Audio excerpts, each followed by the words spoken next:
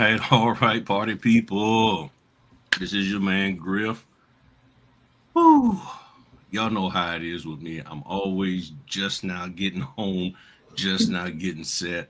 Supposed to been planning and prepping and having all this stuff together, and as you know, it didn't happen. So I'm here now. That's what matters. So notifications going out as you come in. Hit the like button. If you're new here, subscribe. All that good stuff. Yes, I'm a little bit winded. I ran downstairs, ran back up, then I remembered something. I had to run back down, but I'm here now. So, all right. So let's get everybody all good to go, set. So this week, I tell you, well, this month, oh my goodness, this month has been trying for me because I've been sick, dealing with closings. I think I literally have had closings every single day since last Tuesday. I've had some kind of a notary appointment since the 18th. Yep. Yep. From the 18th through today, I've had some kind of notary something. So I've been busy. And during that time period, I was sick, not feeling good at all, but I still had to push. And when you come in, let me know where y'all coming from and all that good stuff. So let's see here. But let's, all right, just double checking that stuff. And close that down, close that. And I think we are good to go. So it's good to see y'all. So hit the like button. Let me know where y'all coming from. You know me, I'm from good old Virginia, one of the best states in the South here. And all of that. So yeah, so this month has been interesting because with the snow going on here, that was a really that threw a lot of stuff off for a lot of people, but it also opened up some really good opportunities for me because there was notaries who couldn't go out and do their closings. So they actually asked me to step in and do it for them. So I went on ahead on and picked up some extra orders and everything.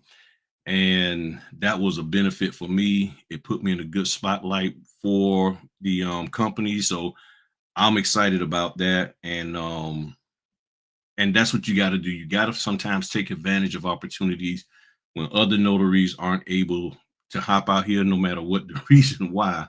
You just got to hop out here and take advantage of those opportunities. And that's what I did this week.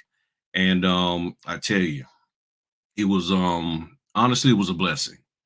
It was a blessing. It showed how prepared I am to be able to do that, to get a day or sometimes less notice. And they're like, hey, can you just go ahead on and take care of this for us? The other notary can't do it. So, which is one of the things I talk to y'all about all the time. So we got to find a way to always be ready to rock and roll when an opportunity comes up. You just never know who has your number, who saw the fact that you were doing closings for another escrow officer, and they say, hey, if you need somebody, give Earl a call or Sean a call or whoever, and then you got to be ready to rock and roll. And that's one of the things that I had to learn early on to turn around and figure out how to do. And once I figured it out, it's been really good. So things have been real good for me. I see that, Frank. I see you're a member, man. I meant to hit you up and say thanks. Thanks for joining the membership.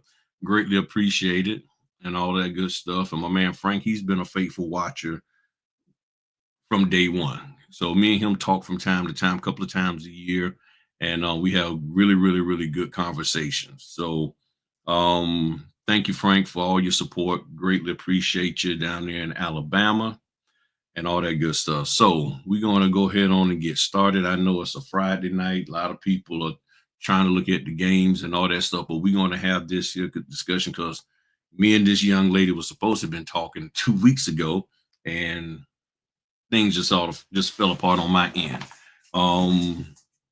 So let me just bring her on up on stage. How you doing there, Candice, Willie?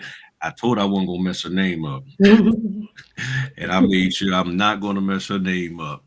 So a while back, me and Candice, well, I somebody sent me a link to an article that she wrote.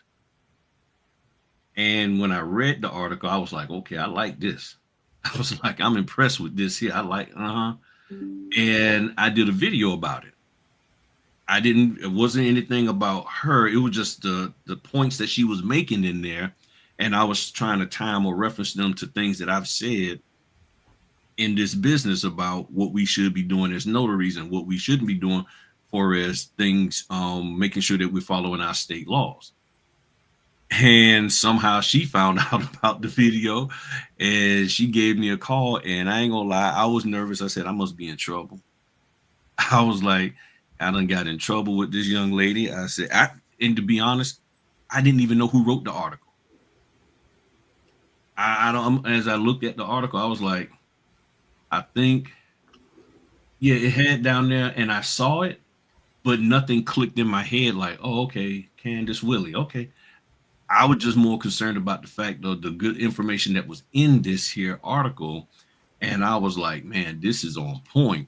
So she called and we had a great conversation, a couple of great conversations. And I said, well, if you want to come on and talk about it, let's talk about it. And let's hear your perspective of this Maryland Senate Bill 700, which, as she states, and let me pull this up on the screen real quick for y'all. As it states here, is more of a burden and not a benefit for Maryland notaries. And I agree with her. I agree with her that doing this bill and what they're talking about in here is more of a burden than an overall help. And just so y'all, just for my background, what they're trying to address here from what I'm seeing on the surface is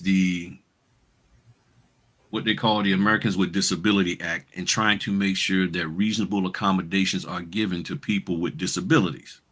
I'm familiar with that because as a web developer, I have to design websites sometimes that are in compliance with that federal law. And if the website isn't designed within the confines of that federal law, so that a person who's colorblind, deaf, low vision, all of that can't access the contents on that website, the entity that put the website together can be sued. So I've worked with different companies and other government agencies to actually make sure that their sites are designed properly. I do a lot of the testing. So I'm familiar with what they're implying here. I just think there's a better way of doing it so it won't be a burden on the Maryland notary. So now I want Miss Willie to introduce herself, because I am not good at the little fancy introductions and remembering somebody's bio and stuff. So take your time and share with the people who you are.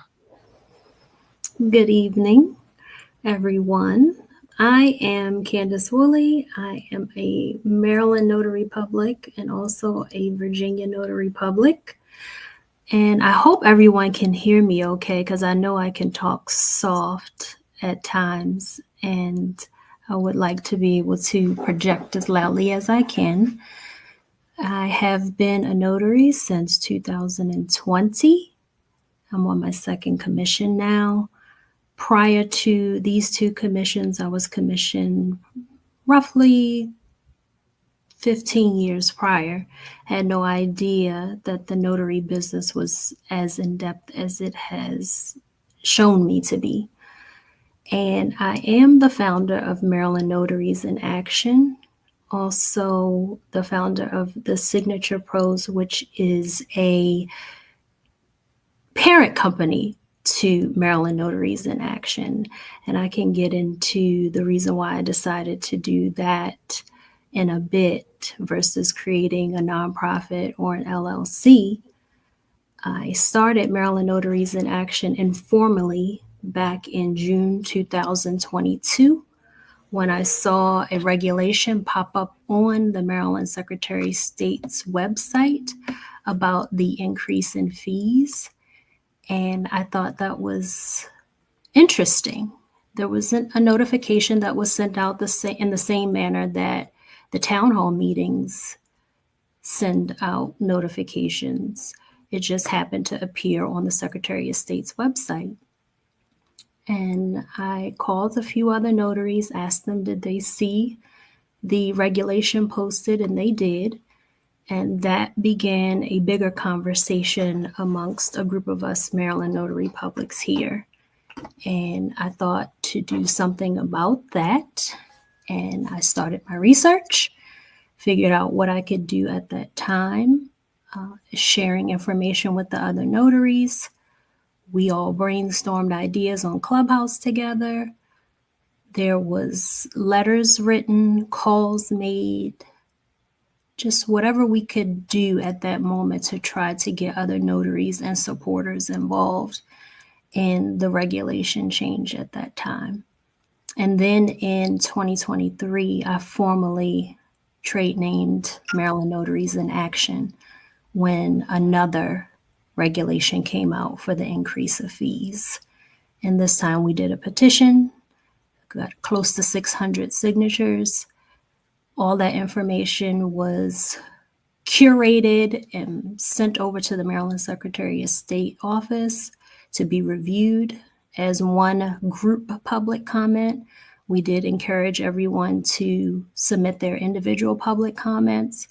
However, we thought, the notaries and I that worked together, if we put together a huge public comment, that would make a bigger impact. And all of that has led me up to staying involved in the legislation process to this point where we have Senate Bill 700, which actually is no longer in effect. It was removed on the 13th. I'll get the exact date, but it was removed. So we don't actually have to worry about this bill being read and discussed and potentially voted on and passed anymore. Oh, okay. So I guess my video caused them to change their mind, huh? I did call, and I got word that another notary called to bring up the article that we already have in place, and that is reasonable accommodations for someone who's disabled physically right now, and they're not able to write their signature. They can do sign by mark. So that was brought up in the conversation, and that was to the senator's office that actually sponsored the bill. His name is escaping me right now. And the day that I called and spoke to one of his staff, she was actually in the middle of having the conversation with one of the attorneys that wrote the bill. And she said, let me call you back. And I asked her, would it be that day or could I expect it another day? She's like, I'll call you back today. So I gave her my number and she did. She kept her word, called back, and she said it's going to be pulled. We got another call from another notary who said there's already a reasonable accommodation in place. And before I could even state any information that I had on my brain about it, she said it's going to be pulled. And I asked her, how would we know that it would be pulled? And she told me how to find it on the Maryland General Assembly website.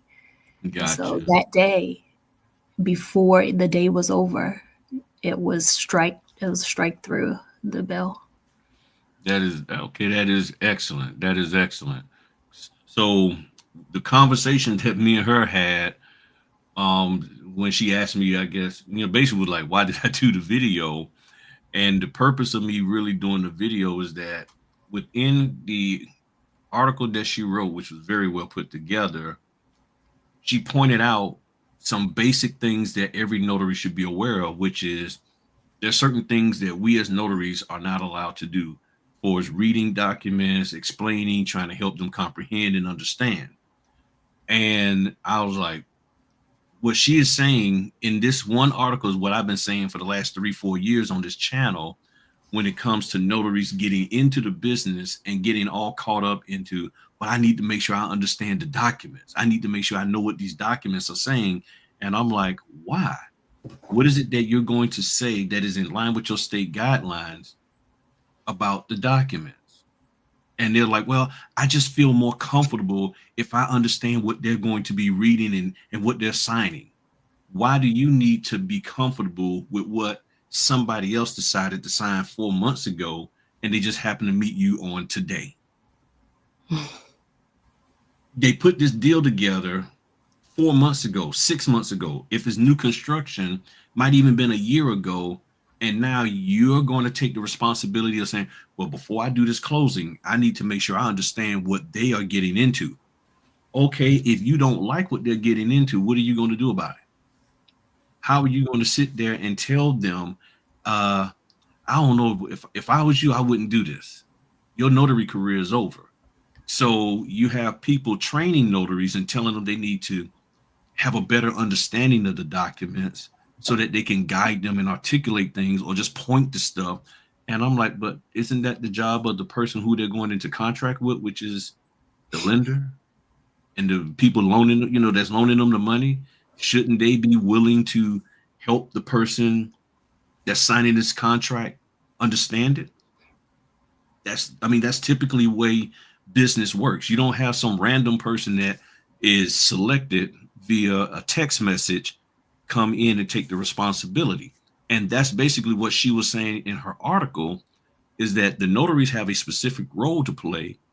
Let us operate within those guidelines and don't put us in a situation where we could end up being liable for somebody misunderstanding something that we're saying. And one of the other points that I was sharing is that we know that there's some human beings that aren't great at excuse me, or that is not great at articulating things that they don't understand. They read a document, they don't understand it, and then they start getting nervous and fumbling, and that could discourage a person from signing because they're like, okay, if you don't know what's going on, then why should I sign? But that's not our position. So we talked about that. So what was your thoughts or any additional thoughts about what we about that, Candice? I agree with what you said about staying in our lane. The part I believe, from what I recall, that raised my blood pressure a little bit was when you were talking about the fee structure and being careful about what we're asking for in our fee structure. And another part was when you said to be careful about the community of the disabled. I think you were alluding to it could be treading into rocky waters when you're. So you tell me, am I Okay. thinking correctly when you were saying it could be rocky waters if you are speaking about the disabled community? Oh yeah, that I remember. Yeah. Okay. So what I was sharing was that excuse me. Okay. The fee structure. What I was sharing was that there are notaries out here who are saying that basically if you want more money, they're going to ask you to do more stuff. So you're saying, so if you're already, what I was saying was that if you if this bill was still going, I was saying people are pushing back on doing this, which they have a right to, but you're already doing it based off of the people who have been training us. The people training us to do what the bill has said, which was somehow, articulate or just make sure you read the title, or as some people have been told, read that first paragraph. So now you're saying, well, if you want me to do SB 700, then you need to compensate me for that. So what I was saying is then you need to show that you was actually being compensated in your normal notary fee that you had with whatever, let's just say with something you did with signature closers. Signature closers, we know, is typically $85. So if you sat there and read the title of the document and the first couple of sentences of the first paragraph of the deed or whatever document, okay, out of that $85, where did they compensate you for doing that? To me, you would have to prove that you are getting compensated. So therefore, you want Maryland to make sure you get compensated also. But there's no way we can prove that we're getting compensated. And if you was to ask the signing company, they're like, no, we're not compensating you. There's nothing. We're just paying you to go do the notary thing. So that's what I was meaning by, for is the fee structure, that if you're saying that you need to be compensated to do this, then show that you was getting compensated with your loan closings, whether no matter who you was doing closings for, show me that you was getting compensated for that same very action that you've gotten online and bragged about. The other side, excuse me, the other part about being careful is that there are people out there who do talk negative about the disabled. There are notaries that are out here talking how they don't like, even with reverse mortgages, they don't like the elderly. They don't want to spend time with them, all of that. So I'm saying you need to be careful about what you're saying about these folk, because there are people too. And all of this is, remember, we're volunteering to be notaries. Who pays us?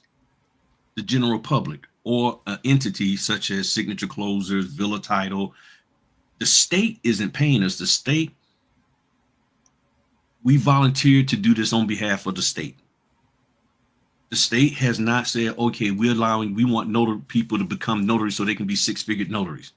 That is not the state's mandate. That is not the state's reasoning for asking people and giving them an opportunity to volunteer, because the state does not pay us for doing this. This is all volunteer, but they allow us to get compensation from their constituents. So now you want them to tell their constituents, oh, you got to pay the notary extra in order to accommodate you, when they're volunteering to do this. So when you remove all of the fancy stuff that we put out here about being a notary and all this, that, and the other, we're volunteering to do this on behalf of the state. So the state is like, this is our commission.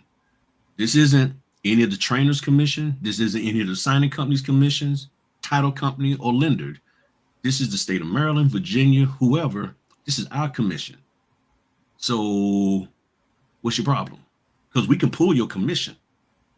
If you want to get too funky, we'll just pull your commission and you can't make no six figures, nothing. Without the commission, none of us can do what we do. So no matter how fancy your marketing is, this, that, and the other, without the commission, and you're pushing back on them asking us to do something to help the constituents of our state, that's why I was saying it could look bad on you, because you're not showing that you at least got some kind of care and concern. So what I was saying, let's try to find a way to say, okay, what is y'all's concern?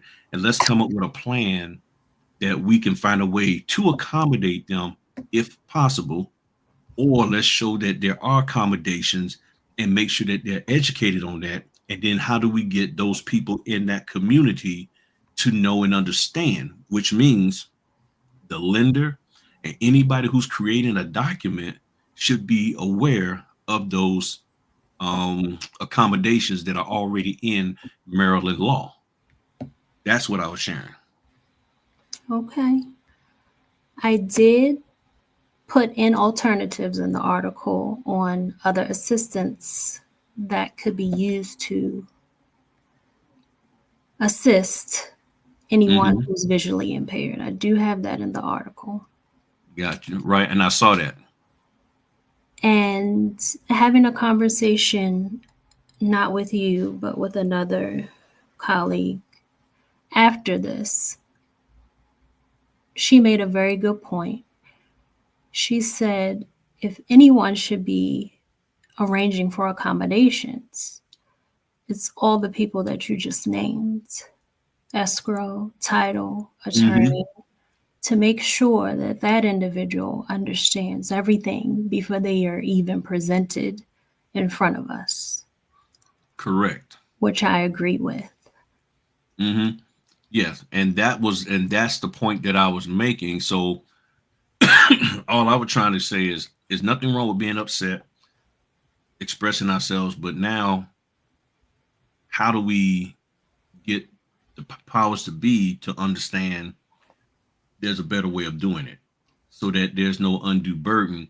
So, instead of focusing on what compensation we're not getting, because we got to keep in mind all the loan closing stuff, notary signing agent stuff, that is not the stuff that the state looks at when it comes to having a commissioned human being in their state as a notary.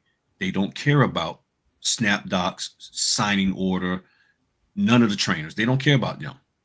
What they know is we have people that need to be able to be available, because I will personally say this here.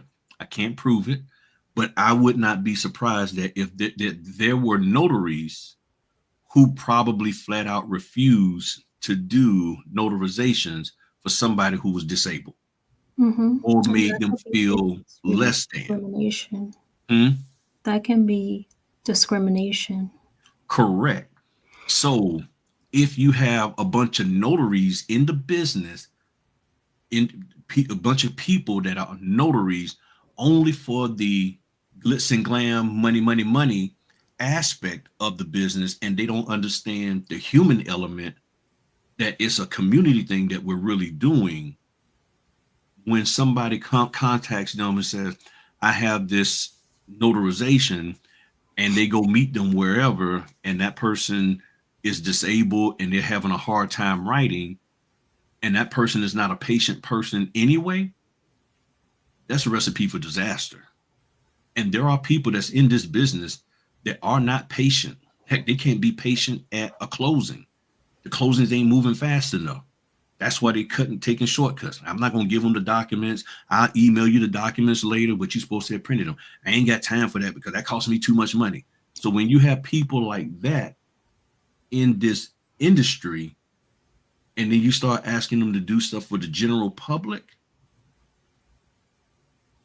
who doesn't fit their what they want, you're going to have a problem. And I guarantee you, there have been probably hundreds of people with disabilities that have been disrespected by notaries because they don't look at it as, oh, you're one of those loan signing days. No, you're a notary. That's who you are. I go on a state website, or I found a notary near me, not loan signing agent who doesn't do common folk notary stuff. They don't have that. It's notary near me. So we got to remember we are notaries. And that's the main thing that I was trying to point out in my video, that this could be fixed and this could make us look good as a community if we approach it right by saying, let's find a solution. And even with them saying, okay, we have this bill accommodation, I think it can be a step further of what are y'all going to do, state, to ensure that the creator of the document understands this law and these accommodations that are already here, instead of throwing it back on us. Or if we push back and say, well, no, there's this, that, and the other, because they may still try to force us to do something. And they're like, oh, we don't know. Somehow the state should be getting the word out to all the banks, to the title companies, all that. Plus the title companies are regulated through the state.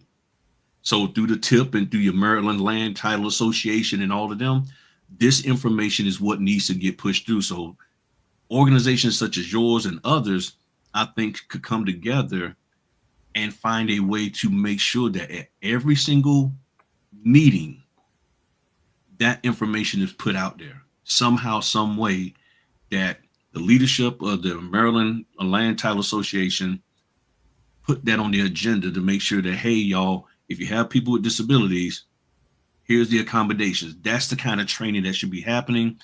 You can do a video on it, put it on their website, all kinds of stuff, instead of just saying, okay, the bill is dead, but nobody knows the details that, oh, there is accommodations and here's where it's at. I want to go back to the fee Mm-hmm. structure part where you were speaking about our role being voluntary. I look at it as everything being voluntary. You choose to accept the offer or whatever job that you're doing.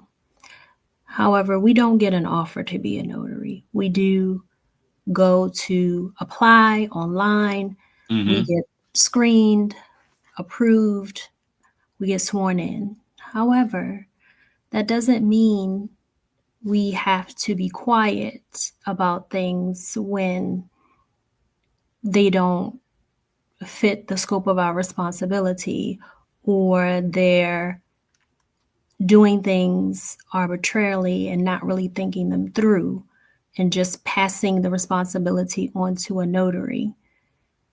Everyone, pretty much everyone, has an advocacy group. Mm-hmm. And it's okay to not agree with everything that every advocacy group brings up. Mm-hmm. And it shouldn't stop the person or the group from vocalizing their point of view or their opinion just because there's another group that you have said that we should be careful of speaking about. Because the disabled communities, there are various different types of disabled communities.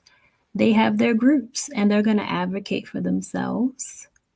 And I looked high, low, and in between, and I did not Mm-hmm. see an advocacy group for notaries in Maryland.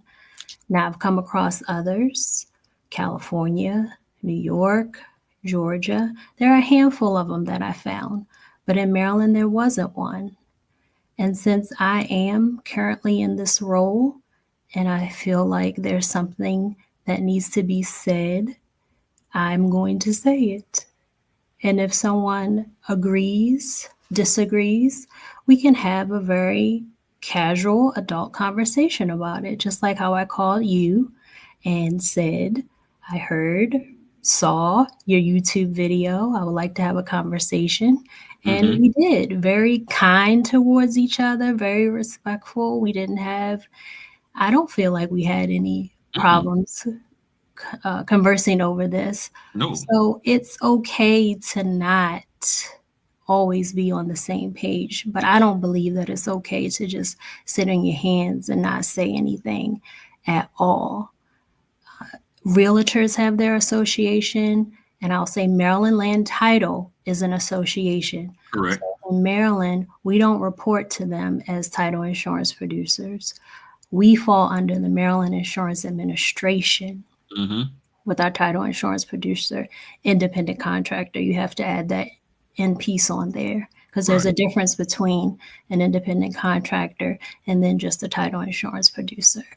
So the associations are there. Sometimes they're just going to start with one, and then the group will grow, and then it'll go from wherever it's going to go. And that's one of the reasons that I want to backtrack to on why I didn't necessarily make a final decision on how to set up Maryland Notaries in Action, because I want to get people interested. Right. To become a nonprofit or an LLC takes a little bit of work. Why invest in something that's not making any profit? I'm doing this out of a labor of love, out of concern for the notary community. No one pays me to put up a website or Right. write these articles or call my legislative offices and get this information. I do it because I want to. So I decided to carry it under my LLC until otherwise, whether I get legal advice from an attorney on a better structure to go, or I decide to make that move on my own. But right now, this is truly just a labor of love and helping the community to be aware of the resources, the free education that's available through the Secretary of State, through YouTube, going to the Maryland General Assembly website. All of these things cost nothing, and you can go, read, and do the research yourself. But I'm going to stay an advocate for notaries as long as I'm a notary public and maybe thereafter. So I don't want to make it seem like, oh, we volunteer to do this, Mm-hmm. so we shouldn't have a say in what our responsibilities are, because we Now, should. well, I'm not saying we don't have a say. I'm saying we have to understand, how does the state look at our position? Our position isn't a paid position. Nobody, the state doesn't, as far as I know, the state, no state is actively marketing saying, hey, we're in this in need of notaries. We're looking for people to apply to be notaries for the state. Okay.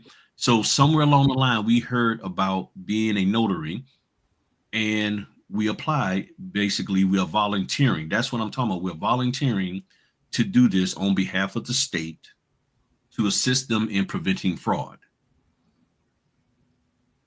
When the notaries starts pushing back towards what a senator or a congressperson for their state says that they would like notaries to do, and the first thing is that, well, you're not paying me, that's what a disconnect may be for them, because they're like, okay, what do you mean we're not paying you to do this? What is this going on? Because they don't understand or may not know about the other side of the notary business that we are actively in, and where all this money is being made and all of that.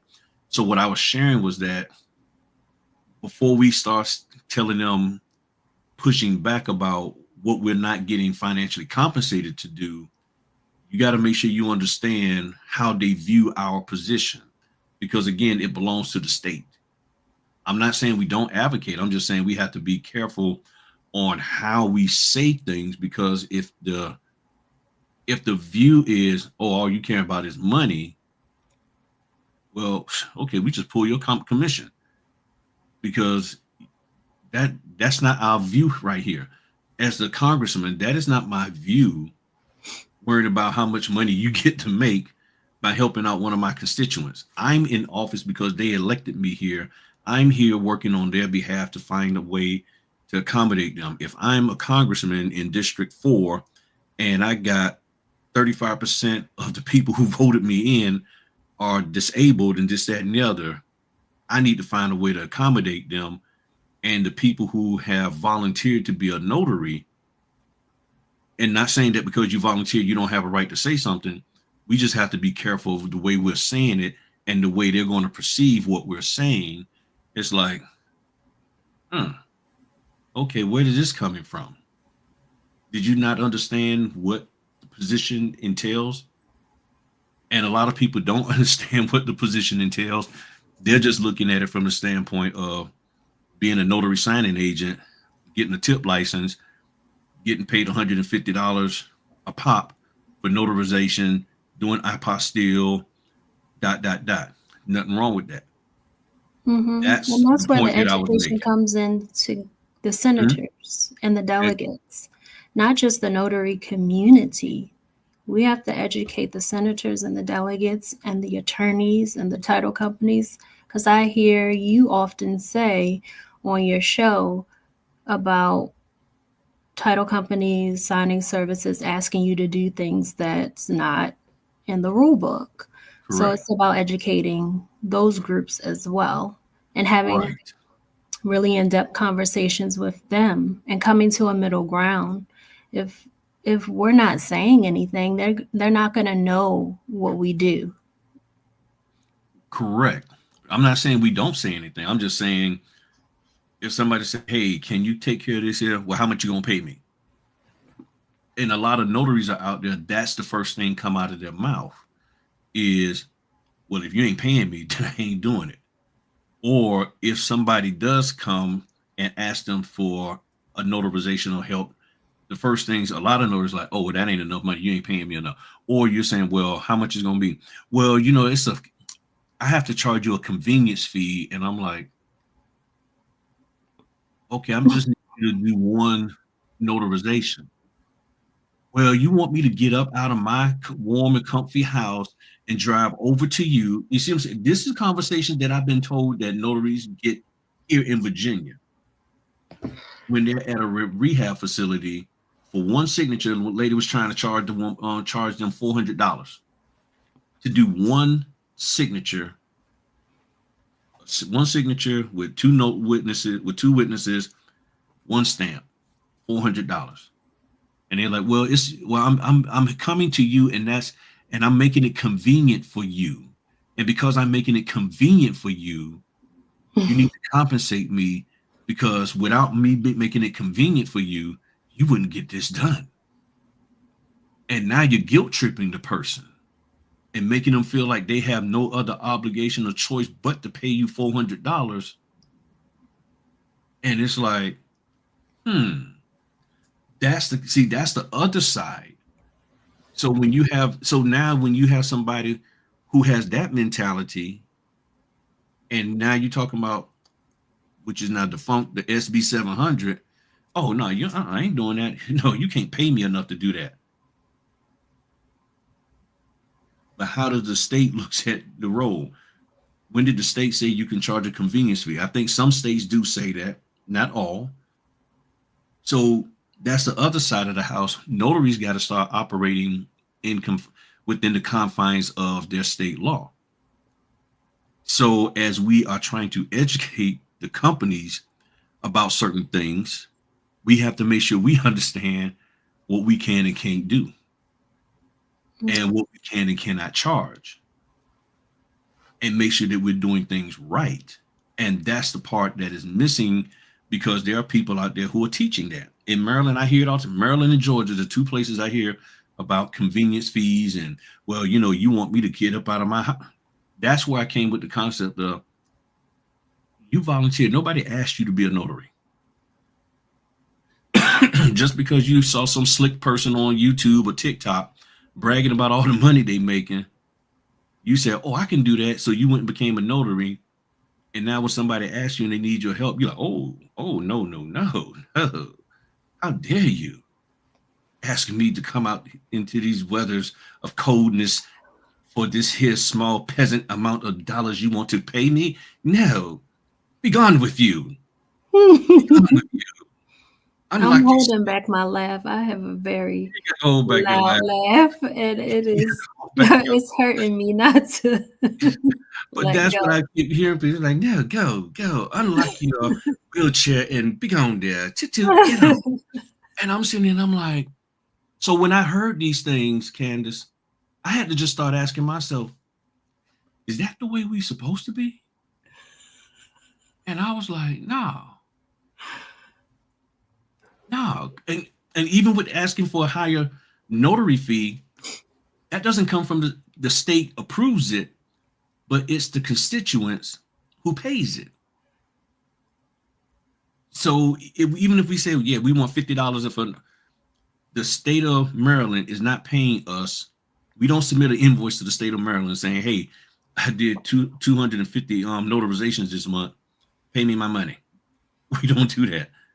Unless you have a government contract. Unless you contract. So we go into who? We're saying, hey, you, Bob Earl or Jones, Bob Earl Jones, the state senator for Maryland. I want you to increase the fees to $25 when I go out here and meet your constituents. I'm saying it this way so people can understand.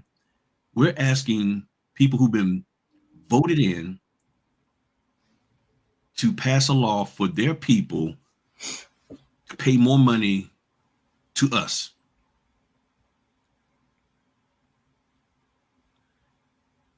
Okay, cool. But we can't abuse it and start making up these arbitrary fees that are outside the guidelines, because guess what? If they can increase it, they can decrease it. That's true. And that's how do you clean this out? Okay, guess what? It's going to be 50 cents a notarization. See, that's why I can't be a politician, because if I find out notaries doing that stuff, I'll be like 50 cents a notarization.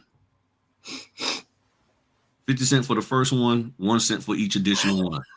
And guess what? They just decided they're going to stop printing pennies. So I guess you out of luck.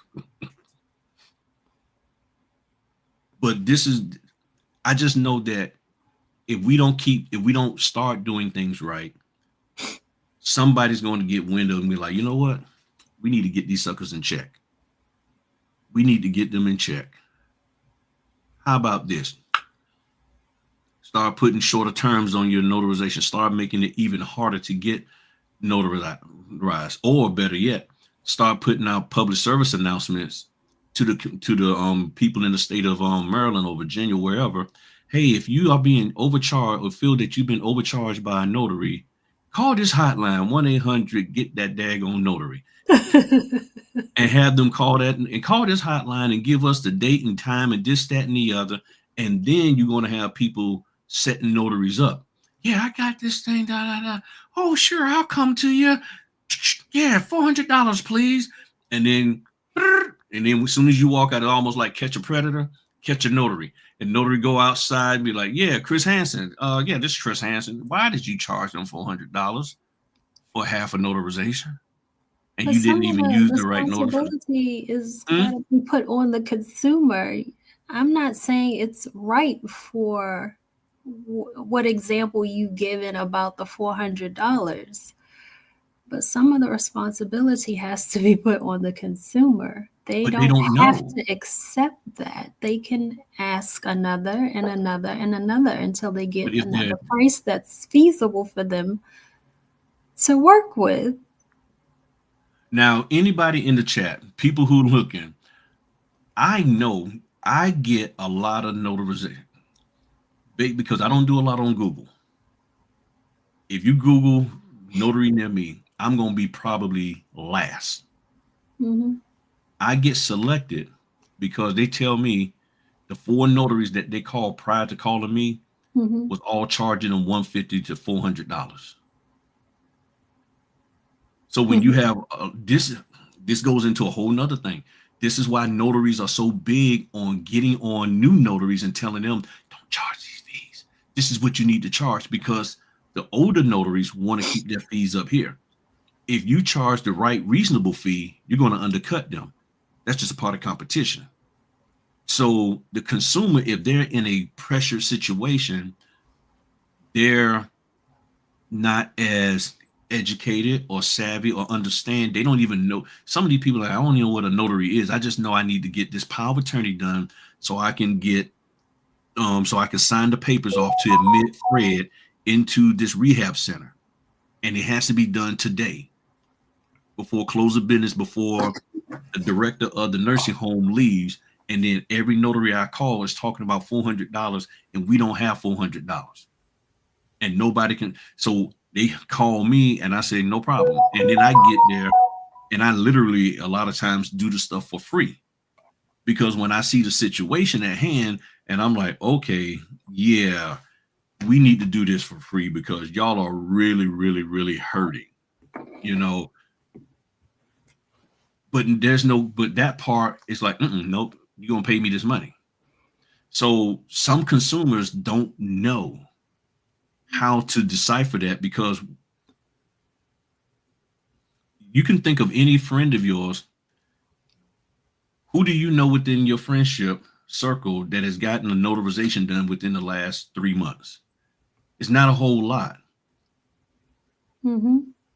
So when you walk outside your neighborhood, it ain't like people, you can stand out there with your stamp and your logbook and watch everybody go to work in the morning and they just wave at you, because the average person really isn't getting notarizations until they need it.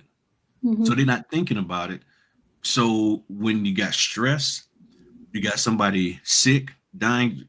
Case in point, about 2.5 years ago, I get a phone call from a guy, FedEx pilot. He said, hey, the hospital gave me your number. My parents need wills and power of attorneys done right now. I was Mm-hmm. like, okay. What the situation was, both parents was in the hospital side by side with cancer. They had done everything to where the dad was going to be passing away first, and all of the rights and this, that, and the other monies was going to get transferred over to mom. Well, something happened, and her diagnosis came back to where she was about to die. So instead of him passing away, which was they already accepted that, they said, nope, she about to pass away this week. Hmm. They needed that bad boy done right then and there. That was not the time to be talking about, oh, well, it's a convenience for me to come help you in your time of need and with your mother about to go take a dirt nap and all that kind of stuff with that kind of attitude. Let's use some common sense. Dude, you could hear it in his voice. He's stressed. He had no idea what to do. Then when I get there, that hospital tells us once I get there, oh, we don't allow our nursing staff to be witnesses. Hmm. I'm like, what the heck? What do you mean? They said, well, yeah, that's over there at that hospital. We don't do that here. So now we scrambling around trying to find witnesses. We fortunately was able to find some witnesses. Mm-hmm. And we got it all done. But that's the kind of stuff that's going on. So if they had gotten with the wrong notary, they could have easily been charged $1,000 unjustifiably. Mm-hmm. That's the point that I'm making. So we as notaries need to do better, but I think we need to clean this here business up. And I think the states need to start pushing some of these notaries out. They need to let the community, the consumers know, which I agree with you. The consumers need, if they are aware that there are unscrupulous notaries out there, then they can say something. So do a public service announcement. If you feel you've been taken advantage by a notary, call your Secretary of State. Here's a website, submit their name and the fees that they was charged and show it and submit to us the document. Or the state come out and put the word out. Hey, for this type of stuff, the notary should only be charging you this. This is what you should be getting charged. Because the people, they don't know. So if you tell them, well, I want $400, and the other notaries don't pick up their phone, I guess I'm gonna have to pay Candice $400.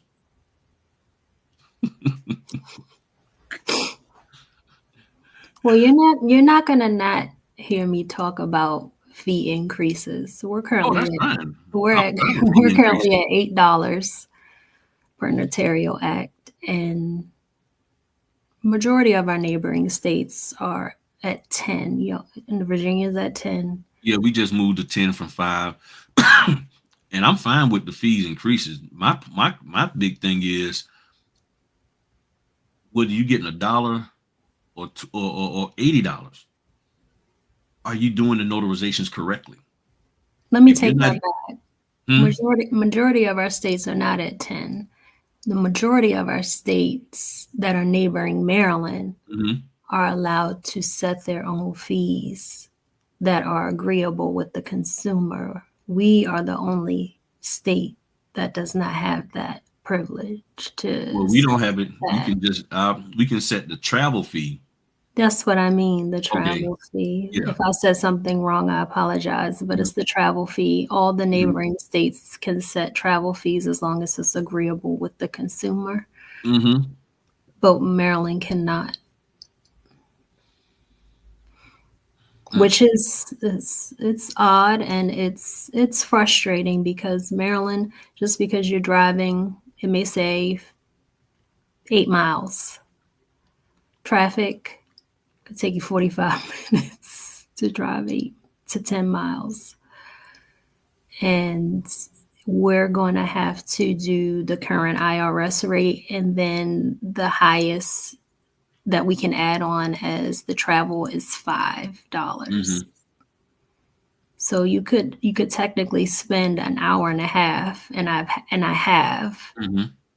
for one notarial act that only gives you $25, $30. Mhm.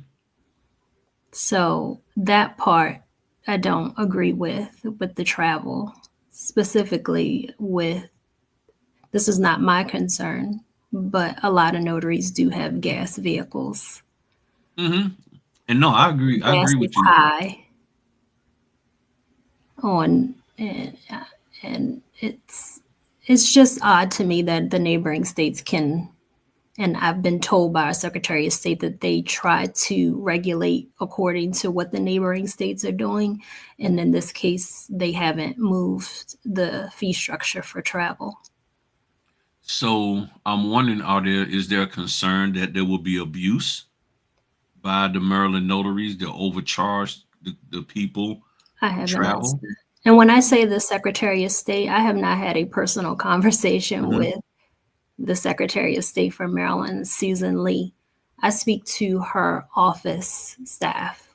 So that's Hmm. what I'm referring to when I'm talking about the Secretary of State. I've spoken to everyone in that office Gotcha. Okay. except her. Well, I think, and me and you was talking earlier today, I think for me, the biggest thing is that the more error free we are in doing our job as a notary, whether general notary, apostille, state planning, whatever, anything that requires us to do our notary thing on it, Mm-hmm. the more we're error free, treating Mm-hmm. people with respect and politeness, the more empowered we are when we go to the state because there will be less complaints about us. So as Mm-hmm. a whole, if people can say, no, we good, the notaries do us right, and we teach people. So in other words, instead of focusing on trying to teach people Canva and Google My Business, let's make sure people understand truly what they can and can't charge. Okay, why are you Mm-hmm. charging this? Well, paper is expensive, or this is expensive. Well, if you're going to Staples and buying a $95 box of letter copy paper, why don't you go get it from Sam's Club? $34 there. So find way, because some people, the expense that they're putting into the business makes them feel that they have to charge so they can get that return on investment back. But then the question becomes, do you really need to spend that money to do this business? So do you really need, and I know some people don't like this, but do you really need to go to the NNA conference? Well, we get to meet other notaries. Okay, that's cool. But you just spent $3,000 to get there. And now you're going to try to charge somebody $400 or $500 for something so you can try to make that money back. Did you really get anything out of it? Why are you going to every little get together, meet up, spend more time doing your notary business than all of the little sit and sips and all that kind of stuff? Sit and sips. Okay, you know what I'm saying? So people are spending money trying to do all of this stuff. I get it. You want to take a course. Fine. Okay. Get to making some money. What would you tell most people tell their son or their daughters, like, look, don't worry about buying. Look, you got a piece of a car. We know that. Don't spend your first paycheck on some rims. Same thing with business. We understand you just did your first month as a notary and you made $217. Mm-hmm. Hold on to that money. Don't go trying to spend it and putting it as a down payment to your NNA conference tickets. You see what I'm saying? Because somebody who you, girl, I went there last year. We turned it up. Oh, look at all these pictures of our little mimosa and look at my umbrellas. Woo! And stuff, doing the prep and all of that stuff. Okay, gotcha. Let's get to that in year 4 of the business. Because guess what? If the NNA is all of that, or whatever organizations, they're gonna be there for you. But spend time building your business. And that's what's not being properly taught, is building. It's okay, you're a notary today, but you can be a signing company owner tomorrow, and you can write some books and you can have some tapes. You can sit here and have all of these other things and have these 15 things of streams of income, but you can't do not one of them correctly on its own. If you can't do one stream of income to bring you in some significant money, what's the point of having 15? That's what I'm trying to help people to understand. There's a balance here. And the stuff that we're doing as grown-ups, we would not tell our kids to do that. No, You know, you don't need to be dating 5 people. You need just one person. You get that one special one, someone. But I mean, but ma, I mean, look at her. No, don't look at her. Look at the one you got. Stick with him. Girl, look, either you're gonna be with the bad boy or you're gonna be with the little brainiac kid. Daughter, pick one. One of the two. Hopefully it'll be the brainiac kid because I don't feel like fighting this little crazy dude out here. But the point is, pick something, pick the one thing, get good at it, and then expand. And people are trying to expand into stuff within this business before getting a full foundation. They're not doing what you're trying to do with your Maryland notaries in action. You're trying to get that solid. You're trying to find a way to get the foundation right so that when you expand it into what you believe it can be, it won't crumble. And that is what has happened with a lot of notaries. They got caught up in the hype. They're still caught up in the hype. And the business or the market, the industry things have changed. And now they're struggling because they never got good. I ain't doing no reverse mortgages. Nothing wrong with doing those. Now that the refis are gone, oh girl, I want to do some reverse mortgages. The commercial companies like, you turned us down 50 times in a row. Well, I want to do them now. You only want to do them because you're broke, not because you see. So this is what's happening, and this is why folk like yourself and me, I've been able to sustain and stay out here because I'll do the $30 orders. I did several $30 loan modifications this month. Did one this morning at 8:30. I've done several $50 orders, those HELOCs that come from Accurate Group. I've done $75 HELOCs that sometimes come from coast to coast or first class. I've done $300 commercial loans. I've done a little bit of all of it, and all of that together equals the money that I need to take care of my family. So I sort of got 15 streams of income. It just comes from 15 different types of loan closings. But I'm good at the loan closing. And the reason, see, I understand what you're saying about the general notary work stuff. That's why I don't really push it.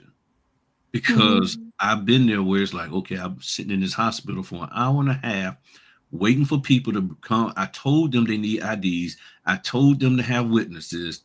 And I came here and all of your witnesses came here and none of them got their IDs.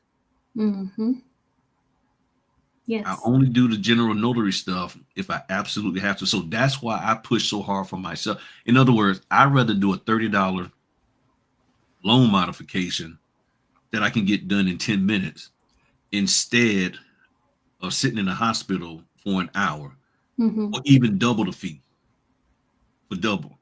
I'm like, no, I'm good. I'm like, you know what? I'll do that $30 loan mod because I know you're going to have your ID. You need the ID because what? With that loan mod, you about to lose your house. Yeah. So you're going to do what we need you to do and you ain't going to be playing around and stuff. So, I mean, I'm excited for what you're doing. I really am. And I'm glad that we met. Now, you said we talked before? Several times in person at these little sit and sips. Okay. You was up there, the Maryland one that Star had then. Yes. Okay, now I remember. I remember. Old age kicked in. Yeah. And we've talked on the phone prior to that too. We just had not met each other.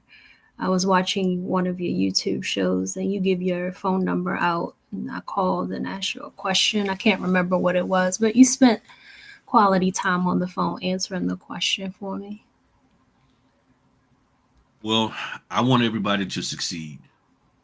I really do. I want people to succeed. I believe that people can. And I'm not opposed to people taking training and learning from these other folk out here. I just want to make sure that we are actually getting good at what we're supposed to do as notaries, which is proper notarizations. If you got that down pat, I don't care anything about what other training you do, who you want to kick it with, what conferences you go to. It just doesn't make sense to go do all of that stuff and you can't do your job. That's just like at your W-2, somebody going to all of these little events and going to here and going there. And then you like, okay, well, I'm going to go on vacation for a week. All right, I got you. And they calling you every day. Hey, how do I open up the Excel spreadsheet? Hey, how do I submit the time cards? How do I almost like Color Purple when Whoopi took old girl, I'm trying to have her drive home and she couldn't figure out how to drive. Oh, you can stay here. Nope, get in the car, take me back. And she couldn't even spend but no, barely 5 minutes to see her family. So people claim that they can do stuff, but then when it's time for them to do it, they can't do it. That's that's not good.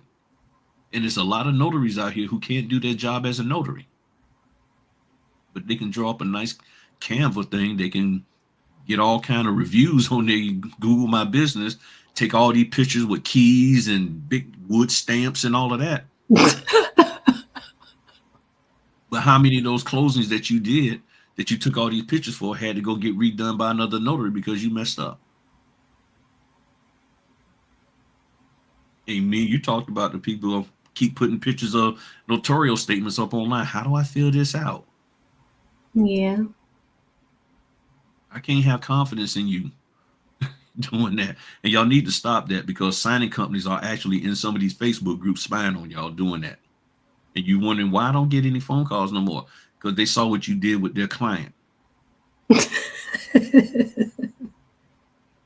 So, and thank you, Well, Ms. Monica I'll Acker. say this. The information that I share on Maryland Notaries in Action, I'm very careful, as careful as I can be. Mm-hmm. I use the Maryland Secretary of State website. I use Maryland General Assembly. I use government websites to get my information. And I will link the information to the article where I got it from. And if I ever make a mistake on something, I will correct it with a follow up blog, linking it to something I may have said incorrectly in the initial one. I don't want to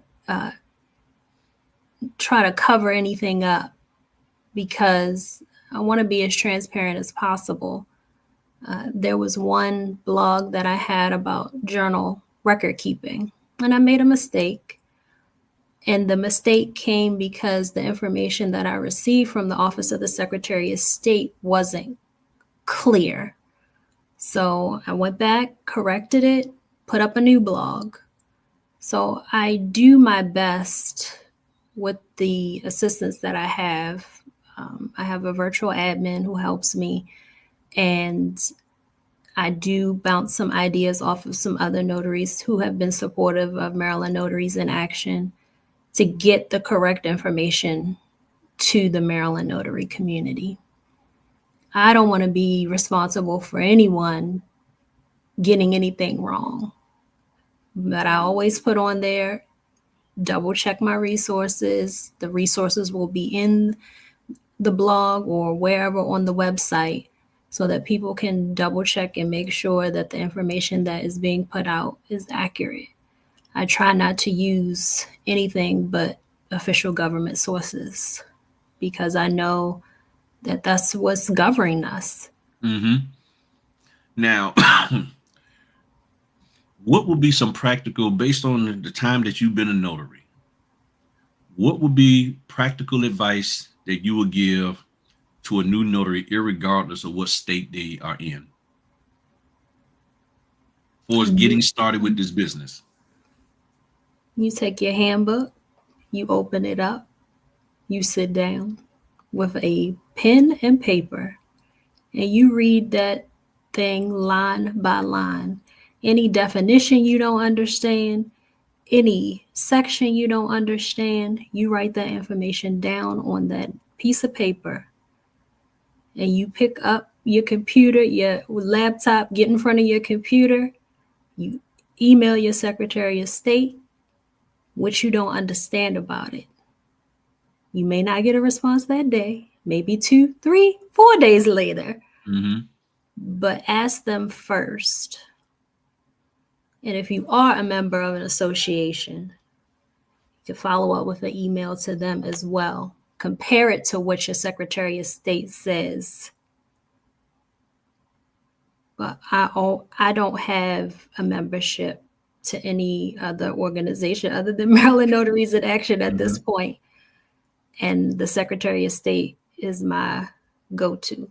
That's the biggest thing that helped me, because I was given information by a Maryland commission notary related to fees when I first started that I couldn't wrap my head around. How are you charging this? Because I'm looking at the handbook and the handbook says this, but you're saying that. And I couldn't get an answer that sat well with me. So that relationship was no longer after a few weeks of talking to the young lady. And from that point on, I said, I can't do this. No, I can't take information from anybody anymore. And I just started studying my handbook and talking to the Secretary of State. That's the best information I can give anybody. Now, if your handbook is not that great, that's when you need to start collaborating with organizations like Maryland Notaries in Action and New York Alliance and California League of Notaries to get a better written handbook, because it shouldn't be vague. It should give you guidance. If you can't find it in your handbook, you have general assemblies in Maryland. You have the General Assembly in Maryland. Most likely it's called that in other states. Right. Go to that website and look up your statutes, because that's where your handbook is derived from, the statutes, the laws. They're just breaking it down in the handbook in more layman terms instead of the legalese. But you can get the information from your laws. Copy and paste that stuff in the chat GPT. Tell them break it down for you. Yeah. And that's, you're right. You're right. That was something. Matter of fact, I used that new one called DeepSeek. And I asked it, I said, do Virginia notaries need to have a title license? It came back and said, yes, you do. And it referenced a statute. It referenced a state statute. So then I copied that state statute and said, where in the this state statute it says a Virginia notary is required to have a title license in order to do not. And then it came back. DeepSeek came back and said, my apologies. After further review of this statute that I referenced, you do not need a title license. You got to check that thing. And I'm sitting here, and the way it talked back to me was like, well, I'm telling you, this is what it says. And I'm like, I'm telling it, I think you're wrong. And I said, tell me where it should. And it came back and it actually apologized to me. Yes. And said I was wrong, ... So That's I used chat. I used DeepSeek, Chat GPT, all of them to get a better understanding. So sometimes I will have a notarial statement from some other company, that somebody put together, and I'm not really clear what goes in the blank spot. So I'll just put that whole copy and paste it into Chat GPT and say, okay, just hit return, and it'll tell me, give me some stuff. And I'll say, so what goes in the blank space after this, but before that? And 95% of the time, it gives me a general idea of what it should be, and then I'm able to figure it out. But I use tools and stuff because I learned that there are people out here who they want to seem like they know what's going on in the notary world, but they just really want you to pay them some money for some BS information that they got from somebody else who BS them. And then you pay them for that. And then it's like, okay, Nah. So we have to take responsibility as notaries for our own notary education and challenge people when they say, "Oh no, you can do this." You know, like I used to ask a question, and people say, "Excuse me," they would say, "Make sure that the signers initial every single page in the loan packet." I said, "Why?" I said, "My instruction says not to." Well, I mean, yeah, they say that, but you need. I said, "Where are you getting this from?" Next thing you know, they don't want to talk to me no more. I'm like, but you're telling me to do something and you can't give me just cause for doing it. I'm not saying that it shouldn't be done. I don't know. But if you are that adamant that we need to do this, then can you tell me why I should listen to you over them who are paying me? Because you, Mr. Trainer, Mentor, Coach, as I call them TMCs, you're not paying me. I just paid you to tell me something that you can't justify that I should do. But the people who are paying me, irregardless of the amount, have said only had them initial where you see an indicator for initial. So why should I? So why should your information trump theirs? And see, this is what you as a new notary and even as a seasoned notary have to ask people when they start telling you you need to do this to make money in this business, or dot dot dot. Why do you say that? What, where are you getting this from? Yeah. You have to, because people will say whatever if it will keep them from going out doing the notary work because they got you paying them for information. Mm-hmm. And a lot of the information, let's just say 100% of what these TMCs say is true. The question is it true in your area? It Yeah. may be true for their home base where they're at, but it may not be true in your state. So they might be speaking truth as they know it for where they're at. Oh, this how you can charge for a apostille. This how you can charge for estate planning. But is it true where I'm at? Mm-hmm. That's the That's what thing. I had to I'm ask. I hate just like the color purple. That guy told Harpo to do something to Oprah, and Oprah said, "Who told you to do this?" And he touched it her, and because some guy was like, "Well, that's how I get my woman in check," and she was like, "That don't work over here. We don't do that here." Mm-hmm. Uh-uh. And she went and hemmed him up. What goes on in that house don't always have to work over here in this house. And I'm not Mm-hmm. trying to be, you know, vulgar or anything, but I'm just saying because out here in the community, whether black or white, there are people who say, "Oh, girl, this how you deal with your kids, or this how you deal with your man, or this how you deal with your wife." Nah, that worked over there. I'm no, I my husband come home, he's gonna have a plate of food ready for him. Girl, we ain't doing that over here. He gonna be hungry when he come home. he No, no, no, no, no, no. That's true for you and your husband. You want your husband going to bed at night with his stomach growling? That's between y'all two. I don't need to be up all night with my husband's stomach growling. I'ma feed him. So all I'm saying is, don't think that the information that people are putting out here is 100% designed to truly get you to the promised land of notary success. It Mm-hmm. is not. A lot of this stuff is just fluff. And you're going to have to grow up and mature and figure it out. Just like when you're dating these guys, you go into the club and you go in there and you see the TMC sitting over there and they just bopping their head and you're like, girl, man, dog, that coach is fine. And you go over there and they just all fluffing and you're like, oh, why her teeth fell out? Never mind. Let me turn around. Go. You got to be careful. You got to be careful. Y'all know that. You go into the club, you're gonna see anything. So when it comes to people wanting your money, they will present to you and tell you whatever they believe you need to know. And lastly, I'm gonna say this here. A lot of them TMCs out here, their background is marketing. So that means they know how to market to you and hit your pain points and they know what you're struggling with. and they know how to get you to feel like, oh, if I just spend a little bit more money, just another $50, I'll have the keys, I'll have the secrets.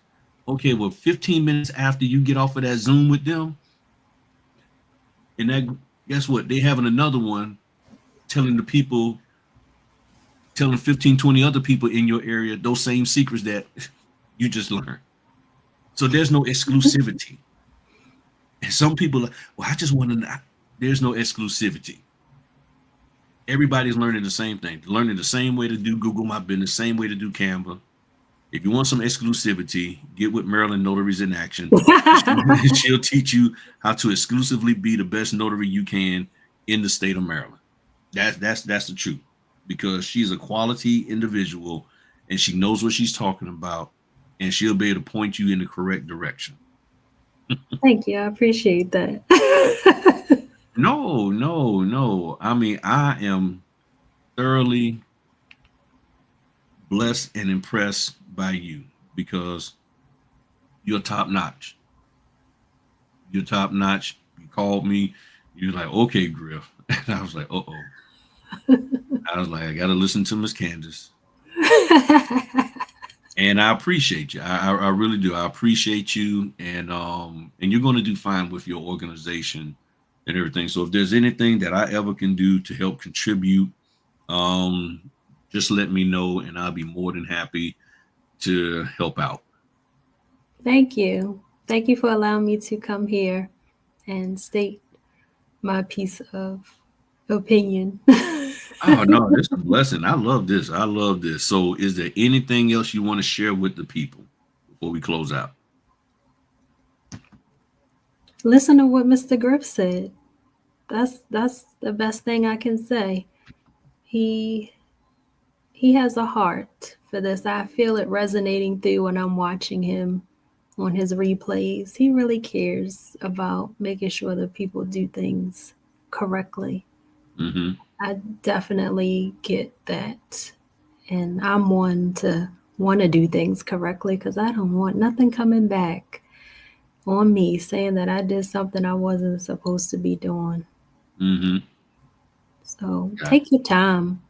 I took my time. I didn't rush, but I also didn't have the choice because I was a new mom during COVID when I started everything. And try not to let the noise get in your way because it's a lot of it. And I felt the way that you've described, if I felt like I was missing out on something because something came across the screen, marketing a class, I got that tingling feeling like, should I go ahead and try? But I took my own gut instinct and said, I can do this. Read it myself, take my time, dissect it. I believe I've only taken 3 classes outside of the required for the commission. I've taken 3 people in my whole journey, and I followed them. Made sure that I felt comfortable signing up for their class, and I felt like I made the right decisions. And talk to people before you sign up, and do exactly what Mr. Griff says. What am I going to get out of this? That's the main thing. That is the thing that set me free. And because if you really think about it, Candice, the people who are doing the training, the vast majority of them are not approved by anybody's state. Nobody's state has approved and said, yep, we cool with them. They haven't. So that means anything they're teaching is their personal opinion based on their personal experience in this notary business. So if that's the case, where did they get their information from? Oh, they say, well, I learned this over years of experience, years of going out here and doing closings. Oh, that's how you learn? Well, then maybe I can learn the same way. Get out here and do it. Oh, wow, I'm learning this, I'm learning that. It's not that scary. But notaries spend more time sitting in Zoom classes with people when they should be out doing closings Mm-hmm. because they're worried, hoping that they can catch some kind of gossip. I want a tip, trick, or nugget, and it's like the tips, tricks, and nuggets is out here in the streets. I'm telling you, you go out there, that's where it's at, and you get out there with them people, and they. I mean, I'm amazed that this one company called me out of the blue, contacted me about 6, 7 months ago, and asked me to do one closing for them. Now I got like 7 different escrow people and or close or what they call closing specialist people from that company that are using me. Why are they using me? Because this one person took a chance on me. I still haven't even asked her how did she come across me. But I'm doing good enough for her that she's like, Griff got you. Griff got you. Don't worry, he got you. Hey Griff, we had 2 notaries that can't shoot, that's not gonna be able to make it. Can you take it? Please, can you add? No problem, I got you. Hey, can you go over here? I'm gonna have to charge you a little extra. No problem. Ain't did not an ounce of marketing, but it Mm-hmm. comes from doing great work. So Mm-hmm. somebody who knew somebody that said, let's give this guy a shot. We're confident in him. And then I do the job right. I'm Mm-hmm. pleasant with the people that are there. And they're like, okay.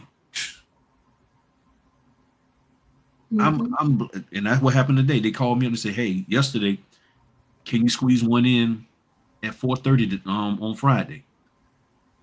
I was like, yeah, okay, no problem. I got you covered. Don't worry about it. I got you covered. So I had a 8:30, 11 o'clock. I had 2 house inspections, then a 3 o'clock, shoot down and do them at 4:30, then go do my 6 o'clock, then get on here with y'all. Mm-hmm. I enjoy that kind of stuff. It's a challenge to me to make it work, but I did it. I got everybody's stuff done, everybody's stuff shipped out except for the 6 o'clock. That'll be tomorrow. I'm happy. And I made some good money today. And then I got one tomorrow. And I'm just like, I'm happy. And I want that for y'all. I know y'all can have the same, but you got to get the noise out and you got to get your focus on being a good notary and being a good business owner. And it doesn't mean that if you just got one stream of income, you're a bad business owner. Don't feel that way. To be a business owner, you got to have a stream of income. To be an NBA champion, you need one championship.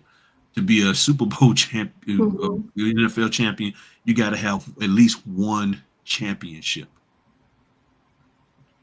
in order to be considered a champion. You got to have, so in order to be considered a business owner, you have to have something that's bringing you revenue in. So stop sitting on the sideline, waiting for this, waiting for that, waiting for the next little course to take, and then okay, well, forget loan closings. I'm gonna do this, and I'm gonna be rich now. And then you take that course, and you realize, oh, that don't work in your area. Now you're back to being poor. Yeah. But you passing up 60, $85 orders a month, which means you could be pulling in about 5 or 6 grand. Why not do that? But everybody else is getting 150. Are they?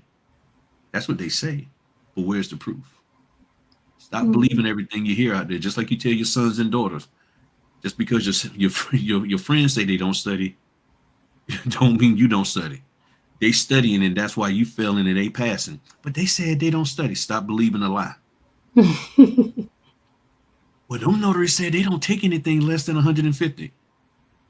And that's true for some. It is For true. some, but others they sneak out there and they do what they look. Let's just be real. I don't know a black woman. I just because I'm black, so I got to stick with the black women. I don't know a black woman that if she sat there and listened to her man's phone ringing, excuse me, over and over again with orders, and like, look, honey, That right there was $450 worth of orders that came through, and that could pay our electric bill. Mm-hmm. That could pay for the kids' summer camp.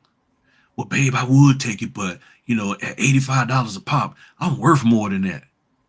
What are your kids worth? Hmm? Get your hindparts off the daggone couch, take those orders, and get the money coming into the house. That's what people, that's life. All this trying to impress people who you don't know, being able to, so you can sit in a Facebook group and brag about, well, girl, I did my stuff. Every order I took this month was $150. How many you do? 3. Okay, them 3 orders, that gonna pay your rent? Nah. Uh-uh. You know it ain't. But all them other orders that you turned your nose up at could have paid your rent, car note, and a light bill or two. And you didn't have to go and ask your mom and them for money. That's just common sense. There's a strategy behind it too. You don't want to drive $85 and you're driving 3 hours each way. Correct. And I agree with that. But the thing is, it's not a whole lot of that out there unless you done became a notary and you live out there in the middle of nowhere. So if you sitting up here in Roanoke, Virginia, and I got a buddy of mine that's out there, that's why I picked that. You out there in Roanoke, Virginia, or you down in certain parts of Suffolk, Virginia, out here in the country, mm-hmm. and there ain't no title office within an hour, okay, it's gonna be hard for you. But if you're living in a city area, then you should be able to get some work. So the orders aren't always the 3 hours away. There are some out there. Mm-hmm. But heck, even if you did it one time, just for the experience, okay, I'm gonna do it one time, but never again. And I've done that. I've driven 2 hours, did it, okay. And for me, it was just a challenge just to be able to say, check it off, I did it. Oh, okay, it wasn't that bad. I ain't gonna do it no more, but I'm good. But then I was able to put it in my profile that I did some work. And then a company sees that, oh, okay, so you're actually actively doing work. Yeah. Okay, well, you know what? We'll give you a shot. So even though it was a pain to do the 2-hour round, well, actually 4-hour round trip, mm-hmm. but the benefit that came from just doing one time, I was able to have something to talk to another company about. Because the companies don't care how far you had to travel. Did you get some work out there? Are you doing work? Well, yeah, I'm doing work. That's all that matters. Do you matter that your hardwood floor guy just did a job 6 hours away? No. Did he do a good job? And does the person give him a good review? Yeah. As long as he does a good job for you, you don't care how far he had to travel for his other client. So the customer, the signing companies and the title companies are like, can we rely on you? Can you be trusted? Can you do the job? Well, yeah, I can. And here's proof. But if you've been in a business 6 months and you have no proof of concept, why would I pick you? Versus Candice, she's been in 3 months and she got 17 closings under her belt. I'm not asking her what the distance is. She got 17. You've been in twice as long and you only got 3. I'm going to go with the person who appears to have more experience. That's typically how business works. You go with the person who got experience, who's proven themselves. And if you've been in the business 6 months and you sitting here at a networking event, how do you tell a loan officer or a title person, excuse me, that you've been in the business for 6 months, but you've only done 3? Oh yeah, I'm signed up for SnapDocs and signature closers and signing order, and oh yeah, I get notifications all the time. Okay, and how many have you done in the last 6 months? Oh, I've done 3. So that's all. Why haven't you? What you were? Oh no, I do this full time. So full time, you only done 3. Why? Well, the fees they be paying out here be trash. People get loose because they want to, they think everybody is a little sedity and uppity. So they're thinking, well, I'm gonna be uppity. So that, yeah, oh, okay. So in other words, you wouldn't do anything for us unless it's a high dollar amount. Okay, we won't be using you because we got clients, because our client base, we can only pay 95 for our closings. Mhm. And we got 30 of them a month that we can push out, and we can at least give you 8 of them or 12 of them, but that ain't good enough for you. So why would we even give you a shot? Because you're already telling me you ain't doing anything less than this. So you go ahead and stay over there with your 3. But then we got Candice, who's just out here trying to work. No problem. We'll work with her. That's how these companies are looking at us. When you sitting up here trying to be all fancy about what you don't take, they're like, okay, I got you. I'm messing with your butt no more. I mean, y'all look, Candace. I know you're married. I think you said you married, correct? So Yes. if you was dating a guy and the guy like, yeah, yeah, I ain't down with these women who think they wanna like express themselves, and all. You're like, oh, you not, huh? Oh, oh, okay. No wonder you've been in 4 relationships in the last 3 months. Okay. I guess they express themselves. Yeah, they always got something to say. The moment somebody reveals who they are, believe them. Like Maya Angelou said. So, mm-mm. Well, you have a wonderful night, lady, and I greatly appreciate you coming on. And like I said, if you need me for anything, just let me know. I got you covered. Thank you so much. Thank you for No having problem. me.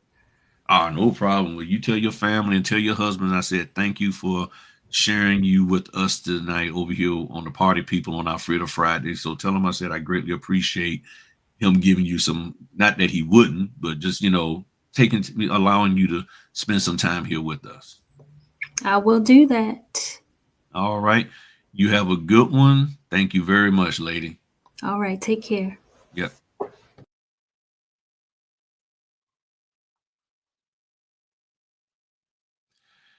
Well, excuse me. Well, Party People, I hope y'all enjoyed that.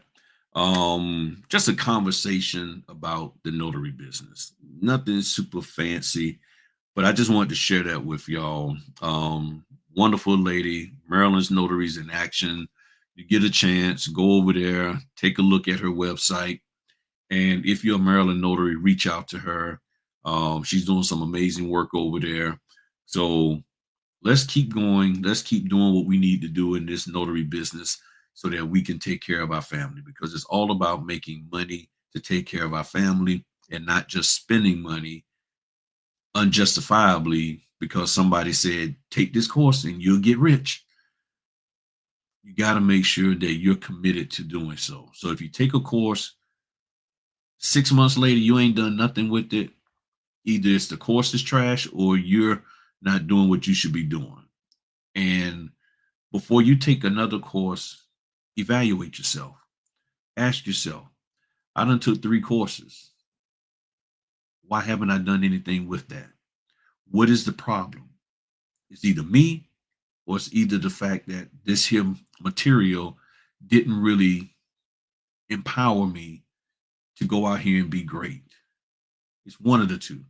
So before we bounce out of here, are there any questions from any of y'all? Excuse me, any comments, anything y'all want to ask, any of that. I always like to give y'all a chance to ask any questions. And back to Miss Monica, thank you very much for being a member, Monica. Greatly appreciate it.